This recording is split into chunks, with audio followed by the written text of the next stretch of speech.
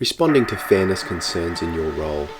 In the last video, we explored what organisational fairness means and why it matters so much to our well-being at work. Now, let's talk about what you can do if you feel you're not being treated as fairly as you'd like. Clarify the cause. First, try to reflect on which type of fairness feels lacking. Is it procedural fairness? Are decisions affecting you made in a transparent and consistent way? Is it informational fairness? Do you feel left out of important updates, or that information isn't shared properly? Is it interpersonal fairness? Do you feel you're not treated with the respect and dignity you deserve? Or distributive fairness? For example, do you feel your workload or rewards aren't balanced fairly?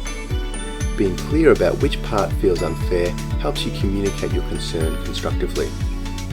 Raising concerns. If you feel safe, consider raising the issue with your direct leader. Organise a one-on-one chat and start by complimenting your direct leader on something you're grateful to them for. Next, describe what happened or the pattern you've noticed. Explain how it's affecting you and suggest what change might help you feel more fairly treated.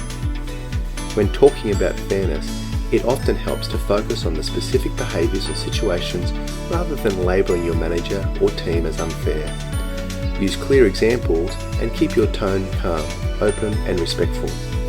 Framing your concern around wanting to find practical solutions that will benefit the team rather than simply criticising usually makes it easier for your manager to listen without becoming defensive and increases the chance of a constructive response.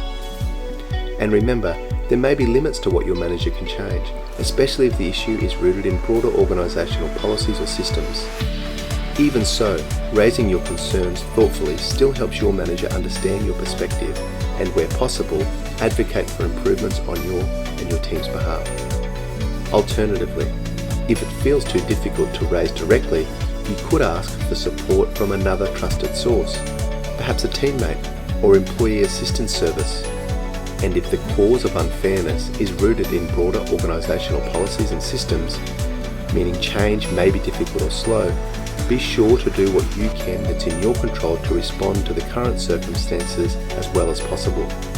For example, focus on what you can influence, like building supportive connections at work to buffer the effects of perceived unfairness where possible. Tap into any resources that your organisation provides to improve your own self-care strategies to help respond to the distress that unfairness can create.